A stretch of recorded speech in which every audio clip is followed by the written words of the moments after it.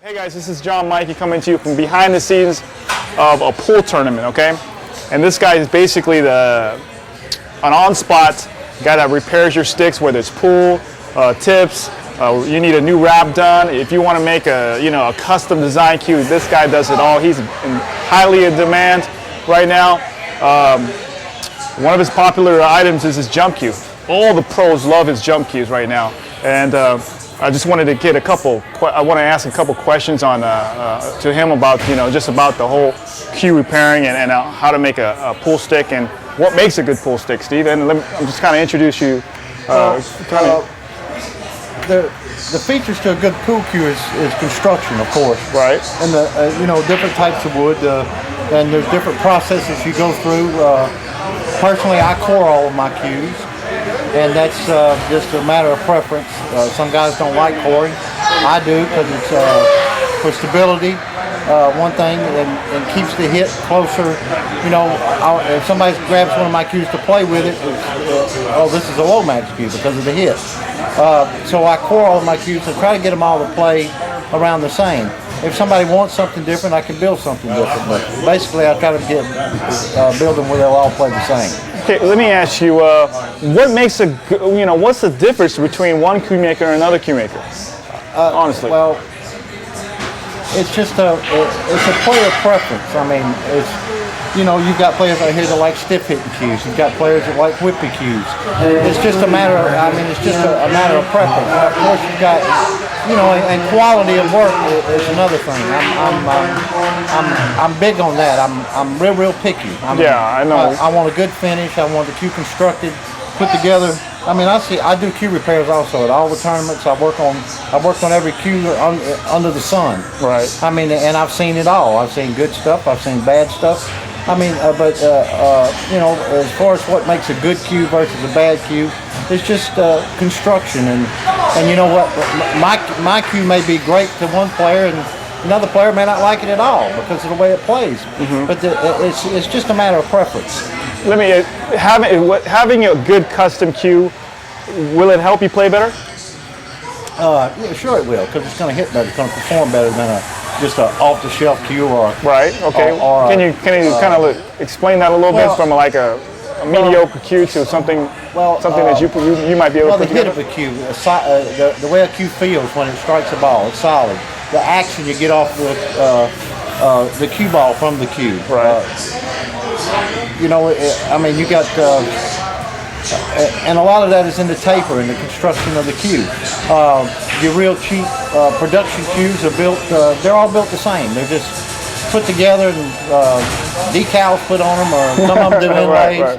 And they stick a cheap ferrule and a tip on them, and hey, they sell them for, you can go overseas markets, you can buy them for $25, $30, and they sell them here for $100, $200. So, there is a difference. It seems like I've been reading basically everywhere about your jump cues. Everybody, all the pros are playing with your jump cue. What's so special about your jump cue and then all the other jump cues that are out there right now? Well, if you can jump a ball, any of them will jump. But a lot of them. Well, I had one player. I'm not going to mention any names. Right. But one of the professional players that had 4 jump cues that done exhibitions. Okay. And they used 4 different jump cues for different shots. They used mine, and they could perform all the shots with that one cue. And it's something that I've worked on. I've played with a lot of jump cues. There's a lot of good jump cues out there. And I just took what I thought was best and put it into a cue, and there you have it. Okay. That's what I came up with. As far as costs go, making a custom design cue, which you make incredible, beautiful cues. What's the price range from a low end to a high end, or somebody that's looking to get it? Well, a low end, just your standard basic cue with joint collars and an Irish linen wrap will start at anywhere from. Now mine started $450 with one shaft. Extra shaft is more, but I just built a guy a $4,500 cue. And of course, it was all ebony and ivory with 2 shafts, sterling silver ring work, a ringtail lizard wrap. It's. How long did it take you to build something like that? I worked on that cue for about a year. Okay. So before it was completed. and as far as completion of a cue from start to finish, it depends on how far along the wood is. You know, if I start with a square piece of wood, it may be 2 years before that piece of wood's ready to go into the cue, depending on the wood. Gotcha. You know, I mean, I've got you know, probably 100 pieces of wood turned, ready, you know, to start constructing cues. So Okay. and of course I've got a backlog. I'm backlogged now for about 4 or 5 months. Okay. So I mean, there's a lot of factors that go into it. You know, it depends on the amount of time you spend on inlays, or certain inlays in one in the cue, or the type of wood it is. You know, some woods have to sit longer than others. Right. It's just a long process. So how long you been doing this? I started doing cue repairs in 1999. Just dabbling around with it here now. And I actually started building cues. I think the first cue I built was a Sneaky Pete, built out of a house cue. It was in 2003 maybe. Yeah. It might have been 2004. But and just went from there, and it's been great. I've had a lot of help from a lot of good advice from some great cue makers out there that's helped me along the way. I mean, there's a bunch of good guys in the industry. For those people that are out there that's just beginners and thinking about, they have a cue, okay, but they want to jump and take the next step and getting another cue, something. My best advice for them. What would you? My best advice to them is to shop around before you make that step. Play with the cue, because like I told you earlier, everybody's gonna. One cue may feel great to one guy, and the other guy won't like it. Right. Find something that you're comfortable with, that will perform and do what you want it to do. Okay. I mean, whether it be mine or whether it be anybody else's in the industry. Find something that you're comfortable with before you make that step. Don't just buy a cue because of the name. Try it. I mean, it's like a pair of shoes. You don't just buy a pair of shoes Without trying. because they're a $200 pair of shoes. I've got $200. I bought $200 pair of shoes and I throw them in the garbage because I didn't like they were uncomfortable. Right.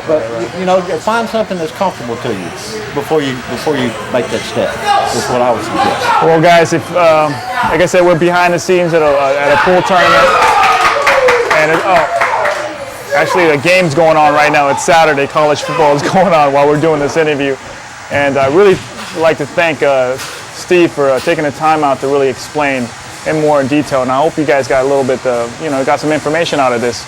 What to look for in the next pool cue. And in closing, Steve, where can we find you? Well, I'm in the process of building a website, but MatadorCues.com carries some of my cues. Okay. And you can contact me through AZ Billiards. Just type in Lomax in the search and I'll pop up everywhere. Or you can contact me at my shop, which is 706-776-1252, or my cell phone, which is 706-499-0803, or you can email me at stevenl@windstream.net. Okay, and also I'll have that link on this site also, that the video you guys are watching me. We'll have that link to all this information, so you guys will be able to get that information. We'll get that to you as quickly as possible.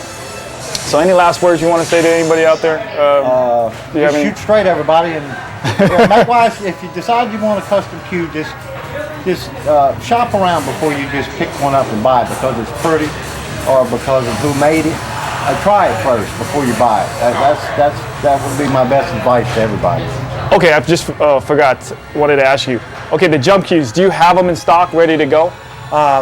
Actually, I am out right now. I'll have another batch ready in about 3 weeks. I can't build them fast enough. They're selling like hotcakes. Okay. And but I should have another batch ready in about a week after toward the end of this month. The end of October, I'll have another batch ready. So with that, guys, I'm signing off. This is Asian John. That's what they call me in the pool world. I wonder why. Yeah.